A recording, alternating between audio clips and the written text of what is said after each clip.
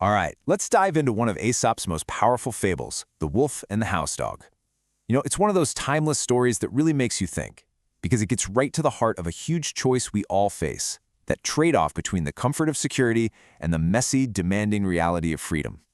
At its core, this fable gives us two characters who are total opposites. On one side, you've got the wolf. He represents what our source calls the sovereign self. Sure, he's starving, but he's his own boss. He's completely self-governed. Then you have the house dog, the institutionalized soul. He's well-fed, he's comfortable, but the bottom line is, he's not his own master. But here's the thing, this isn't just a cute animal story.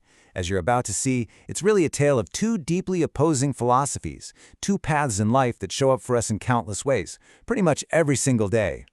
Even the setting is symbolic, right? The woods aren't just a bunch of trees. They represent that raw, untamed, self-reliant way of living. And the village, it's not just a town. It stands for that structured, comfortable, institutionalized life, the place where all your needs are met, but there are always conditions. Okay, so let's get into the story itself. Picture this, a wolf, so skinny he's just skin and bones, feeling totally hopeless. Then one night, he bumps into this fine, fat house dog who's maybe wandered a little too far from his comfortable home. And the conversation they have, well, it's about to change everything. So the dog makes this incredibly tempting offer. He paints this amazing picture of a totally effortless life. No more scrambling for scraps. All you have to do is a few simple things. Bark at strangers, be nice to the people in the house, and in return, a feast. The pull of that is just so powerful.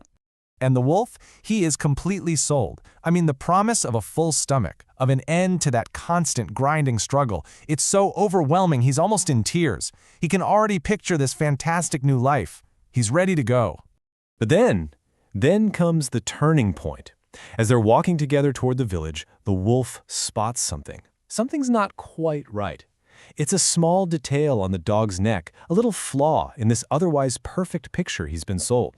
And so he asks. The question just hangs there in the air. It's a simple question, but it's loaded.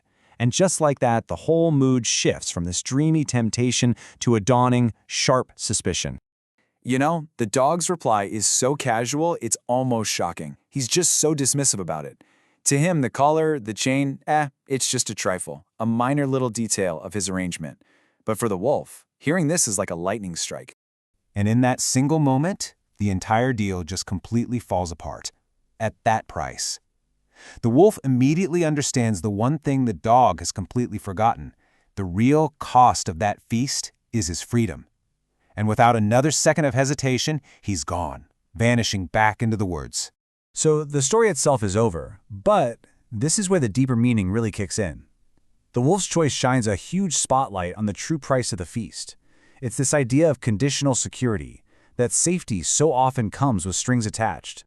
The source material has a brilliant term for this, golden handcuffs. It perfectly describes how comfort can become the most effective cage there is. The perks, the salary, the security, it all feels so good that we can stop noticing the chain it's attached to. And this, right here, just lays the whole conflict bare. To the dog, the chain is a trifle. He's gotten used to it. It's just a small annoyance he puts up with. But to the wolf, that exact same chain means everything. It's the total loss of liberty, and that's a price he is just not willing to pay. So here's where we bring it home.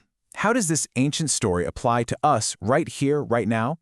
Well, the collars we wear might not be made of leather, but believe me, they are just as real. And the source gives us three really powerful examples to think about. First, the professional collar, that high-paying job that slowly crushes your spirit.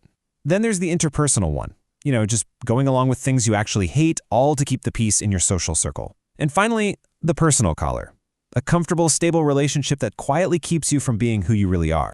This leads us to a really tough question we have to ask ourselves, and we have to be honest. Are the good things in your life a real reward for what you contribute, or are they a payment to keep you quiet, to keep you in line, to buy your soul? So what do we do with all this? Well, the fable isn't just a scary warning. It's actually an invitation.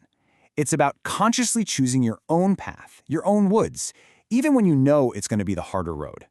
And here are some powerful affirmations, some mantras, to help you really own that choice. These aren't just pretty words, they're declarations of your own sovereignty. They help you refocus on what really matters, freedom, integrity, and being your own master, over the temporary lure of sugar and cake. In the end, this whole fable is asking us to completely reconsider how we define wealth. Is it a full belly and a warm house? Or is it something else? Maybe, just maybe, the leanest wolf is actually richer than the fattest dog.